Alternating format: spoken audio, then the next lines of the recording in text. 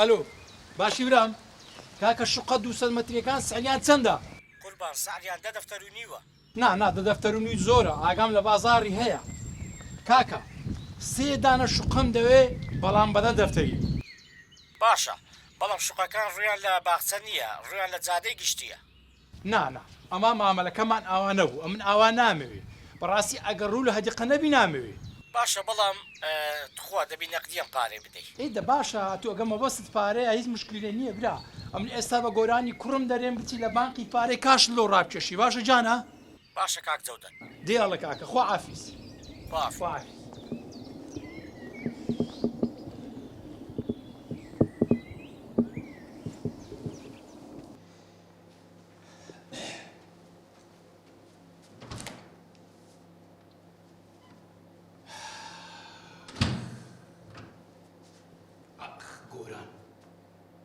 نازام لۆم لێ دەکا و کوڕە جەرجی کون کردم.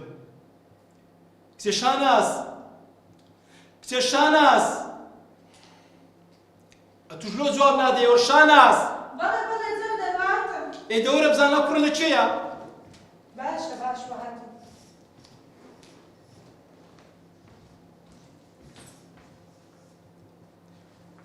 فەرموو پیاوەکە. کا گۆران لە ژوورەکەی خۆیەتی نووس. نەخێر لە ژوورەکەی خۆی نییە. دە باشە بۆچی وەنە سەرەخەیتە سەری گوناه حەوا مەکە. کچی هەموو خەتای تووە. ئەوەندە دیفاعی لێ دەکەی ئێستا ئەو ماوەی نایەتە کۆمپانیاش. ئەی باشە ئێمە هەرو کوڕەمانەیە. کچێ خۆزیە نام دەزانم ئێستا لە چێیە. بە خۆم دەچم عیلاجی دەکەم. ئێستا لە بەزمەکەیە. باشە تووڕەمە بە جەودەر توخوا. دەبەسە توش. جەودەر.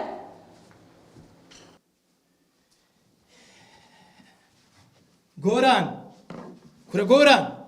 دە باشە بۆ هاوارەکە ئێستاوە نەبینی خەوتووە؟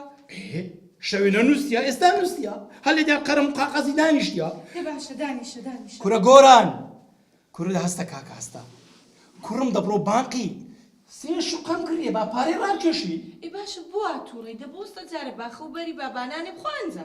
کچی ئەمن کو تووڕە نەبم ئەوە 24 ساعت خەش دک خەریکی نووسی نییە. کوڕم هەستا هەستا چاوت کۆ هەستا. دەوازی لە بێنە هیلاکە. کچێ هیلاکە کچێوە چی کردێ بەدیان ئەو شتە قۆڕانەوە دانیشتێ شتی عەلەق و پەلەق دەنووسی. دە باشەوە هیوایەتێتی تو بۆ جارێک لێ تێناگەی گوناه حەوای لێ مەکە. هەموو ئەتو پژی دەکەی لۆی ئەو کوڕەوەی لێ هاتیە. ئەی بەڵێ لەبەرەوەی یەک کوڕم هەیە. بابا دیفاعی لێ مەکەم وەندا هەستا بابا هەستا کوڕم دەی هەستا دەموچاوت بشۆ دەی هەستا. هەستە گۆرانجان هەستە کوڕم. بابا بە خۆت دەزانی خەریکی ئەو نووسین نەما دەبی تەواوی بکەم. کورە مێشت بکەوە.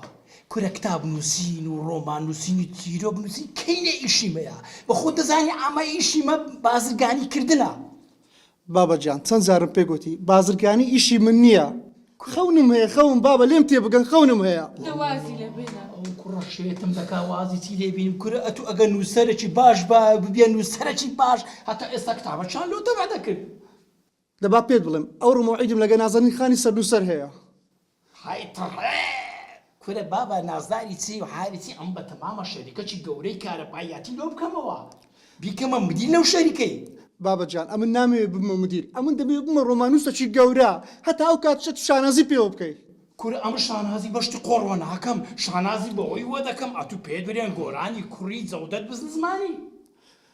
بابا جان بە قوربانت بم ئەمن نامەوێت دەوڵەمەندم ئەم کەیفم بە دەوڵەمەندبوونی نایە ئەمن دەبێت لەگەڵ چینی هەژاران بم. بابا جان دەبێت شتێکت پێ بڵێم ئەمە دەبێت پرسیارم هەبێت پرسیارم هەبێت بابا دەبێت پرسیارم هەبێت لەو جەنگانێکە لە ژوورە تاریکەکاندا هەڵدەگەسێنن خەڵکانێکی بێگوناه هەیە دەبنە قوربانی. بابا دەمێ وەڵامی نائەداڵەتەکانی گەردوون بدەمەوە.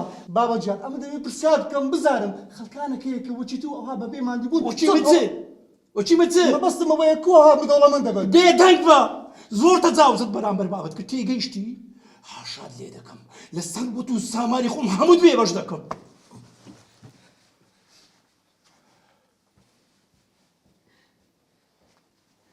کوڕم تخوا بە قسەی باوکت بکە زۆرە ترسم لە ماڵەوە دەرت بکە ئاخر بووای لەگەڵەکەی خۆ دەزانی چەند تووڕەیە. دا بابا دژی خەونی کوڕەکە بێ ئەو کەنجیم بابایەتیە. خۆ دەزانیت خەتای تۆیە بۆ بە قسەی ناکەی ئاخر چی ئیسفادی لەو نووسینانە کردووە کوڕم. داجیان بە خۆ دەزانم نووسین گەورەتری خەونی منە. ئەزانم گۆرانجان بەڵام باوکیش لەسەر حەق و مەسلحەتی تۆیەوێت دا ئەم دەبی بڕۆم باشە یەکەم جار بڕۆ بەڵای باوکت داوای لێبوردنی لێ بکە و دەستی ماچکە ئەوڕۆ عیدمە ئەگە نازانی خانی سەر و سەر باشە تۆ بۆ بە قسەی کەس ناکەی دەسەرەتا بڕۆ بەلای باوکت دا پێم گوتی ئەوڕۆ عیدم هەیە دەبێ بڕۆم